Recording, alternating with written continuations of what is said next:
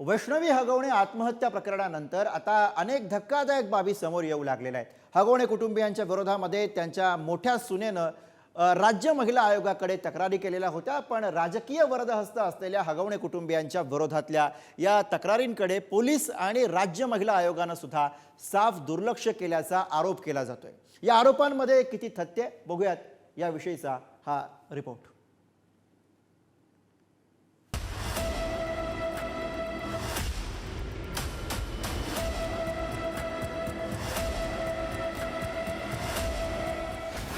हगवणे कुटुंबियांविरोधात मोठ्या सुनेचाही तक्रारींचा पाढा। पोलिसांचा आणि राज्य महिला आयोगाचा सुद्धा साफ दुर्लक्ष। पोलिसांनी योग्य ती कारवाई घेतली, म्हणजे हाती लावली असते त्यावेळेस पण यांना पकडायची भूमिका घेतली असती तर ते नक्कीच वाद होईल।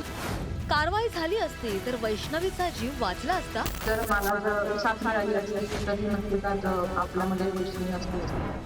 मला साथ मिळाली असती तर आज वैष्णवी जिवंत असते, हे कोण सांगतंय? तर हगवण्यांची थोरली सून मयुरी जगताप। हगवणे कुटुंबियांकडून होत असलेल्या छळाच्या विरोधात मोठी सून मयुरी जगताप हिनं पोलीस तसंच राज्य महिला आयोगाकडे दाद मागितली होती। मात्र तिच्या तक्रारीची यंत्रणांनी ना दखल घेतली ना कुठलीच कारवाई झाली। त्या तक्रारीमध्ये असा उल्लेख होता की सासरच्या कुटुंबाकडून मला छळ होत आहे। त्यामध्ये माझे दीर शशांक हगवणे, नणंद करिश्मा हगवणे, सासू लता हगवणे आणि सासरे राजेंद्र हगवणे यांचा उल्लेख केला होता की हे मला मारहाण करून मला त्रास देत आहे। महिला आयोगाने जर तेव्हा कारवाई केली असती तर ही गोष्ट टाळता आली असती असं वाटतं? काय सांगाल? 100%। हो नक्कीच, जर मला जर साथ मिळाली असती तर नक्कीच आज आपल्यामध्ये वैष्णवी असती। तेव्हा महिला आयोगाने काही ऍक्शन घेतली होती? त्यांनी काय म्हटलं? कंप्लेंट घेत नव्हते महिला आयोग नाही पोलीस घेत नव्हते, तर त्यांनी त्यावेळेस सहकार्य केलं होतं की कंप्लेंट तुमची घ्यावी म्हणून। त्यांच्याशी माझं बोलणं झालं होतं की ते तुझी कंप्लेंट घेतील म्हणून। त्याच्यानंतर काही झालेलं नाही, ऍक्शन काही घेतलेली नाही। 6 नोव्हेंबर 2024 रोजी मोठी सून मयुरी जगताप, हिची आई लता जगताप आणि भाऊ मेघराज जगताप यांनी महिला आयोगाच्या अधिकृत ईमेल आयडीवर तक्रार केली होती। सासरे राजेंद्र हगवणे, सासू लता हगवणे, दीर शशांक हगवणे आणि नणंद करिश्मा हगवणे हे हुंड्यासाठी छळ करत असल्याचं तक्रारीमध्ये म्हटलं होतं।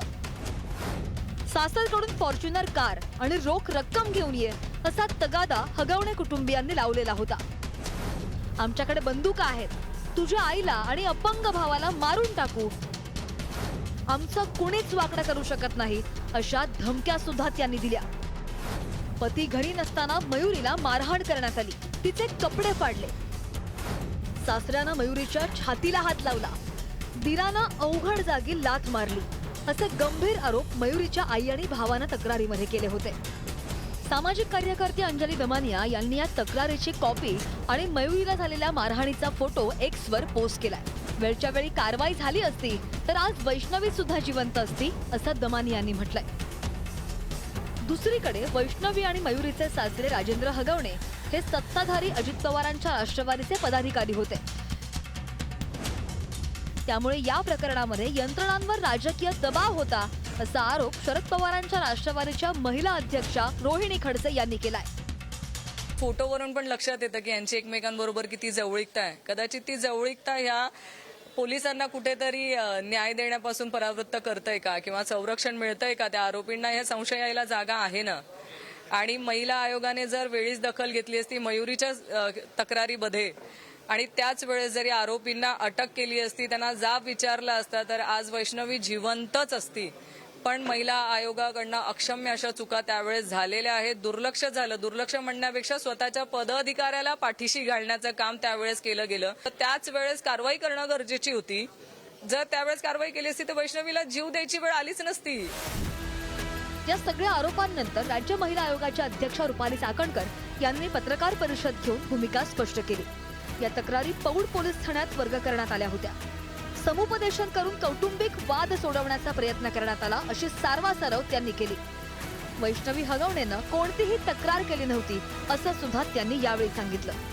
त्या 2 FIR आहेत, त्या दोन्हीच्या संदर्भातल्या तक्रारी ह्या बावधन पोलीस स्टेशननी घेतलेल्या होत्या आणि त्यांच्या तक्रारी या 2 वेगवेगळ्या FIR ह्या त्यांच्या क्रॉस कंप्लीट एकमेकांच्या विरोधात 7 तारखेला बावधन पोलीस स्टेशनमध्ये दाखल झालेला होता.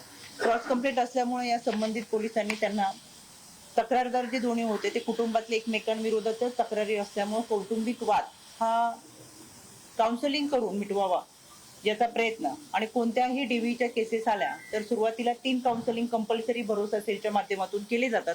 त्याच्यामुळे पोलिसांच्या माध्यमातून याच्यासाठी काउन्सिलिंगसाठी हे कुटुंब बोलवलं होतं. सीमा पांडुरंग नाफडे यांनी सांगितलं की रोहिणी खडसे आणि त्यांच्या शहर अध्यक्ष कोण पदाधिकारी आहेत त्यांनी मला फोन करून धमकी दिलेली, जर घराच्या बाहेर निघाले आणि तक्रार दाखल केली तर आम्ही जीव मारू. त्याच्यामुळे मी स्वतः पोलिसांना फोन करून सांगितलंय फैजपूर पोलीस स्टेशनला की त्या महिलेला पोलीस प्रोटेक्शन द्या, त्यांना जीव मारण्याची धमकी संबंधित लोकांकडून येतेय आणि अशा पद्धतीची ही मानसिकता, विकृत मानसिकता समाजामध्ये. त्याच्यामुळे दिव्याखाली एवढा अंधार असणाऱ्यांनी आयोगावरती बोलू नये. वैष्णवीच्या आत्महत्येनंतर मोठ्या सुनेनं सुद्धा आता आपला आवाज बुलंद केलाय. हगवणे कुटुंबांच्या छळछावणीचा पर्दाफाशच तिने केलाय. धक्कादायक बाब म्हणजे महिला आयोग असो नाहीतर पोलीस, हुंड्यासाठी सुनांचा छळ होत असताना हगवणे कुटुंबियांच्या विरोधात कारवाई करण्यात यंत्रणा कुचकामी ठरल्याचं चित्र दिसतंय. खरोखरच मोठ्या सुनेला न्याय मिळाला असता तर धाकटीचा जीव वाचला असता. बालाजी पोद्दार, ज्ञानेश्वर चौतमल आणि तुषार सरेकर, पुढारी न्यूज, पुणे.